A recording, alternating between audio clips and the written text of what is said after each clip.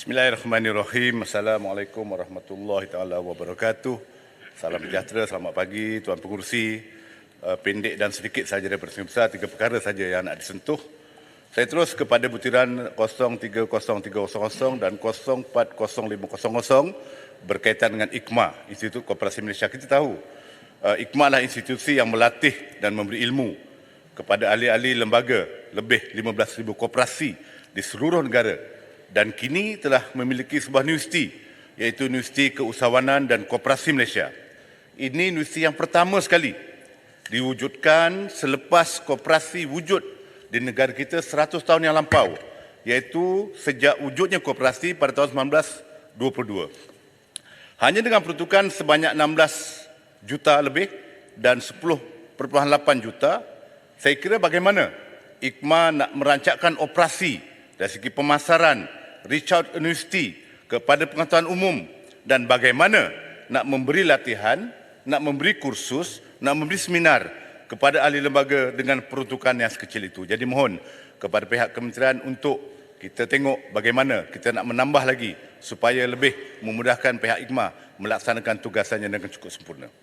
Bagi putaran 30,000 bagi maksud P26 berkaitan dengan tabung ekonomi kumpulan usahawan, kumpulan usaha, tekun. Tuan Pengerusi, kita telah melalui satu krisis yang sangat panjang, krisis kesihatan bermula Mac 2020 hingga April 2022 yang menyebabkan kita tahu banyak sektor terutamanya perniagaan dan keusahawanan terpaksa ditutup. Waktu ini kita kira banyak usahawan yang telah gulung tikar.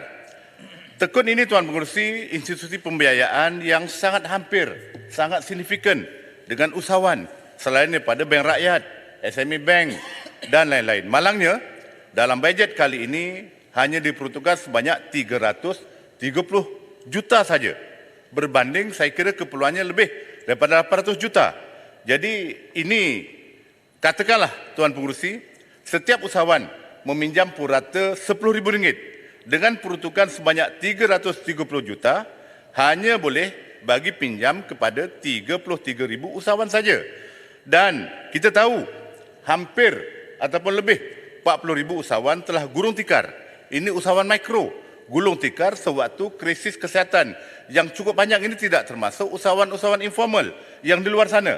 Saya kira Tuan Pengerusi, ini waktu yang kita nak bantu hampir 2 juta usahawan supaya bangkit semula. Jadi kenapa tidak ditambah peruntukan, dan sekiranya Yang Berhormat Menteri, Tuan Pengerusi, peruntukan untuk tekun ini harus kita tambah lebih banyak lagi.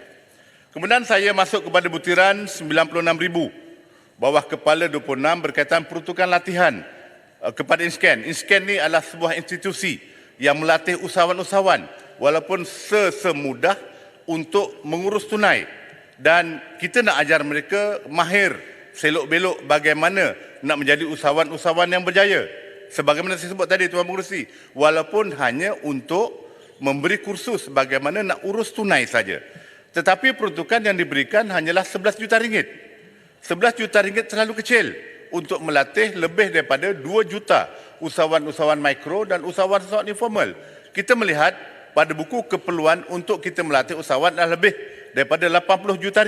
Jadi saya kira kalau kita nak serius untuk membangunkan lagi ataupun membangkitkan lagi usahawan-usahawan kita yang banyak gulung tikar, yang banyak keluh kesah di luar sana, saya kira mereka-mereka itu perlu diberi latihan dan perlu dibagi banyak peluang untuk mendapat latihan ataupun latihan keusahawanan untuk melakar kejayaan di INSCAN ini. Jadi itu saja. Terima kasih Tuan Pengerusi.